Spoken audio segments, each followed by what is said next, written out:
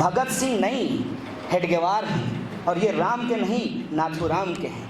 इसीलिए इनका जो पूरा का पूरा नीति है, उस नीति का आप मूल्यांकन करके देखिए, उसमें कभी भी देश की बात नहीं होती है।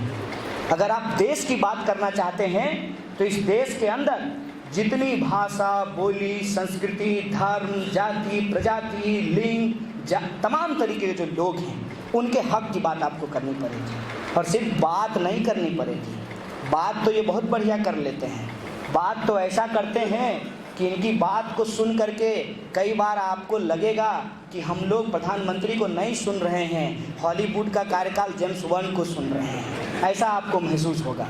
बात तो ये बहुत कर लेते हैं, लेकिन काम क्या करते हैं इस पे विचार करने की ज़रूरत है। 2.5 साल होने को है इस सरकार को।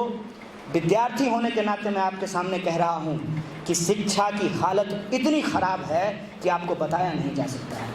17% का बजट कट किया गया है, तमाम स्कूलों कॉलेजों में पद खाली पड़े हुए हैं, और मॉडिफाइड एजुकेशन के नाम पे हमारे जो पब्लिक सेक्टर के रिसोर्स हैं उसको प्राइवेट हाथों में बेचा जा रहा है। लोग अपने तरीके से, किसी तरीके से रोज़गार मिल जाए, कभी PGDM कर लेते हैं, कभी MBM कर लेते हैं, कभी शू मैनेजमेंट कर लेते हैं, कभी हॉस्पिटल मैनेजमेंट, कभी होटल मैनेजमेंट, किसी तरीके से रोज़गार चाहते हैं। लेकिन वास्तविकता ये है कि इस देश में प्रति साल 7 लाख इंजीनियर पैदा होते हैं और रोज़गार पैदा होता है 1.5 लाख से कम। आप मुझे बताइए कि जब इंजीनियरों को रोज़गार नहीं मिलेगा तो हम राजनीतिक शास्त्र पढ़ने वाले, समाज शास्त्र पढ़ने वाले, इतिहास ऑनर्स पढ़ने वालों को कौन रोज़गार देने वाला है? ये स्थिति है इस देश के अंदर। और स्वास्थ्य की अगर हम बात करें तो आपको मैं बता देना चाहता हूँ कि सरकारी अस्पतालों को जानबूझ करके बर्बाद किया गया। मैं कुछ नाम लेना चाहता हूँ आपके सामने कि इस देश में सबसे अच्छा हेल्थ इंस्टीट्यूट कौन सा है, उसका नाम एम्स है, all India institute of medical science. इस देश के अंदर सबसे अच्छी यूनिवर्सिटी कौन है? JNU और DU है, वो सरकारी है। इस देश के अंदर सबसे बढ़िया इंजीनियरिंग कॉलेज कौन है? वो IIT है, वो सरकारी है। इस देश के अंदर सबसे बढ़िया मैनेजमेंट का कॉलेज कौन सा है? वो IIM है, वो सरकारी है। तमाम जो बेहतर संस्थान हैं वो सरकारी हैं। फिर आपको निजी स्वास्थ्य को क्यों बढ़ावा देना पड़ रहा है? आप निजी स्वास्थ्य को इसलिए बढ़ावा दे रहे हैं कि जो कर्मचारियों का पैसा है, ESI का जो पैसा है, वो प्राइवेट हॉस्पिटल के साथ टाई अप करके उस पब्लिक फंड से प्राइवेट हॉस्पिटल को चलाया जा रहा है। आप लोगों को लगता होगा कि ये जो फोर्टिस है, तमाम तरीके जो हॉस्पिटल हैं, यहाँ बढ़िया इलाज मिलता है। वहाँ इलाज कम बढ़िया मिलता है, कॉफ़ी ज़्यादा अच्छी मिलती है, और वहाँ पर मरीज़ से ज़्यादा फर्श का ख्याल रखा जाता है, और वो पूरा का पूरा जो हॉस्पिटल है वो पब्लिक फंड से चल रहा है। ये बात मैं आपको बता देना चाहता हूँ। जितने भी सरकारी कर्मचारी बचे हुए हैं, उनके जो ESI के कार्ड हैं, जो टीचर के कार्ड हैं, वो उनके साथ टाई अप करता है और उससे वो सारे चल रहे हैं। साथ ही साथ इस देश के अंदर एक नए तरीके का टूरिज़्म शुरू हुआ है, जिसको हेल्थ टूरिज़्म बोलते हैं। अफ्रीका से, नेपाल से और दूसरे जो डेवलपिंग कंट्रीज हैं, वहाँ से लोग आकर के उन हॉस्पिटलों में इलाज करवाते हैं। हमारा मानना है कि अगर आप देश की बात कर रहे हैं, अगर आप देश की उन्नति और प्रगति की बात कर रहे हैं, और अगर ये जुमला नहीं है, तो आपको इस देश के अंदर स्वास्थ्य को, शिक्षा को, रोजगार को, महंगाई को, और जो हमारी विदेश नीति है उसके ऊपर सस्ती राजनीति बंद करना पड़ेगा। क्योंकि ये सवाल देश का बुनियादी सवाल है। सरकारें बनेगी, बिगड़ेगी, 5 साल के लिए आएगी, 10 साल के लिए आएगी। मसला ये नहीं है, मसला ये है कि ये जनता के बुनियादी सवाल हैं, और जनता के बुनियादी सवाल से ही देश का बुनियादी सवाल तय होता है।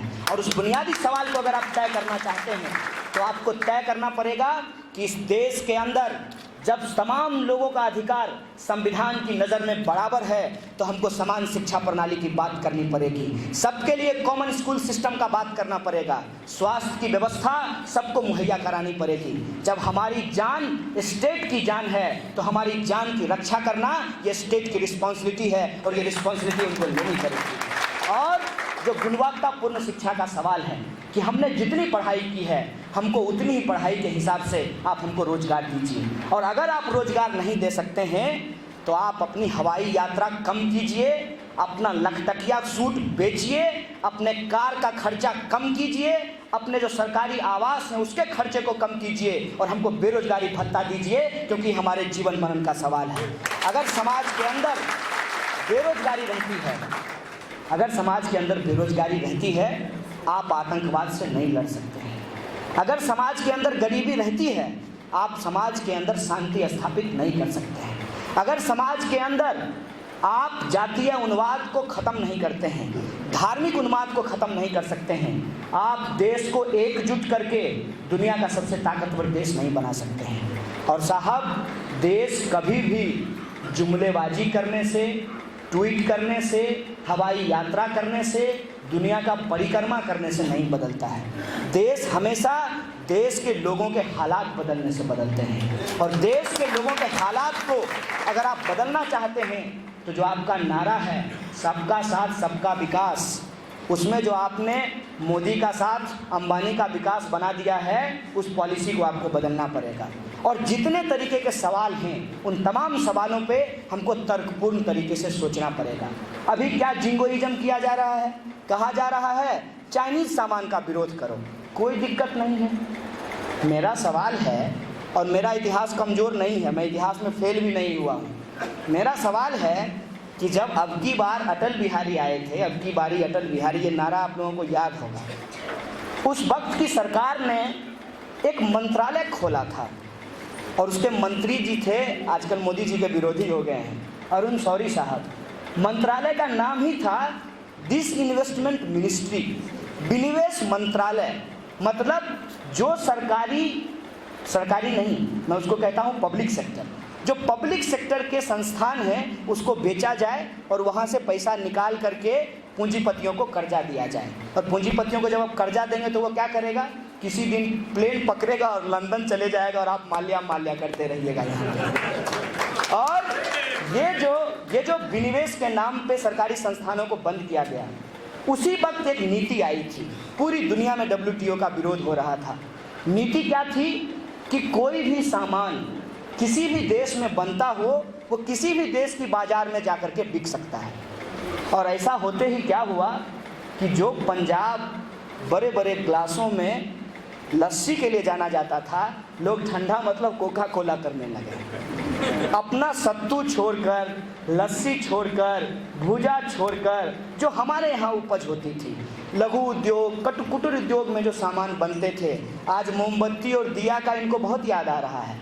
इनके ही प्रधानमंत्री साहब अटल बिहारी वाजपेयी के दौर में 1429 वस्तुओं को, जो कि विदेशों में बनते थे, जिनको भारत में बेचने की इजाज़त नहीं थी, उसकी इजाज़त दे दी गई थी। और आप देखिए उसका नतीजा क्या हुआ। लुधियाना के अंदर जो बनते हैं कपड़े, देखते देखते वहाँ बनाने वाली मशीनों का पूरा तौर तरीका बदल गया। पहले मशीनें बड़ी आती थी और स्लो काम करती थी। तमाम जगह पे, तमाम कारखानों में जो छोटे छोटे कारखाने हैं, चाइनीज मशीनों से वो पूरा का पूरा पटा हुआ है। आप सब लोग जो उसमें काम करते होंगे वो जानते हैं। फोटो स्टेट की मशीन चाइना में बन रहा है, मोबाइल चाइना में बन रहा है, आपके ज़रूरत की तमाम चीज़ें चाइना में बन रही हैं। और लोग मजबूर हैं। लोग मजबूर इसलिए हैं कि उनको जो सस्ता मिलेगा वो सामान खरीदेंगे। आपने इस सवाल को उस वक्त नहीं सोचा कि विदेशी वस्तुएं जब भारत के बाज़ारों में आकर के जमा हो जाएंगे तो उससे भारतीय उत्पाद जो हैं, जो इंडियन प्रोडक्ट्स हैं, वो मुकाबला नहीं कर पाएंगे। और बेचारे कुटीर उद्योग चलाने वाले जो छोटे छोटे पूंजीपति हैं, उनका उद्योग धंधा बंद हो जाएगा और उद्योग धंधा बंद करके वो दिल्ली मजदूरी करने के लिए चले जाएंगे। आप देखिए कि आप सब लोग जानते होंगे कि पंजाब के अंदर, बिहार से लोग काम करने के लिए आते हैं। क्यों काम करने के लिए आते हैं? आपको उस रेफरेंस पॉइंट को जाकर के चेक करना पड़ेगा। बिहार की स्थिति ये है कि आज भी तमाम ज़मीनों का जो ओनरशिप है, जो मालिकाना हक है, वो मुट्ठी भर जातियों के पास है। नतीजा क्या होता है कि वो खेतिहर मजदूर होते हैं या सीमांत किसान होते हैं। कर्जा एक बार लेते हैं महाजन से, कर्जा चुकता नहीं करते, महाजन उनकी खेत पे कब्जा कर लेता, वो बोरिया बिस्तर समेटता है और पंजाब पहुंच जाता है गन्ना काटने के लिए। ये जो पलायन है मजदूरों का, इसमें आपको देखना पड़ेगा कि उनके पास अपना उत्पादन का साधन है कि नहीं है। और ये फिर क्या करेंगे?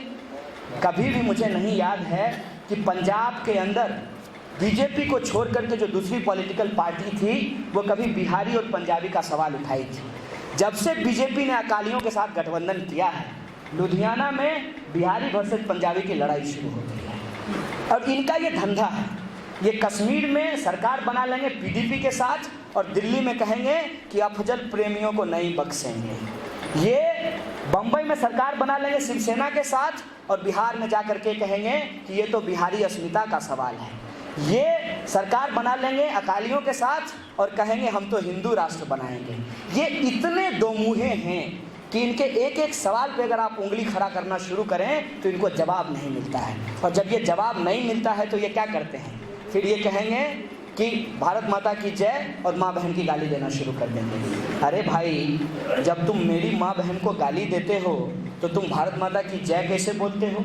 बड़ा अच्छा सवाल उठाया है प्रियंका चोपड़ा ने कि कल तक देवी कहते थे, आजकल वेश्या कहना शुरू किया है। ये जो स्थिति है, जहां आप महिलाओं का सम्मान नहीं करते हैं, जहां आप दलितों का सम्मान नहीं करते हैं, जहां पिछड़ों और अति पिछड़ों का सम्मान नहीं करते हैं, जहां आप गरीबों, किसानों और मजदूरों का सम्मान नहीं करते हैं, वहां आप कौन सा देश बनाने का बात करते हैं? वहां आप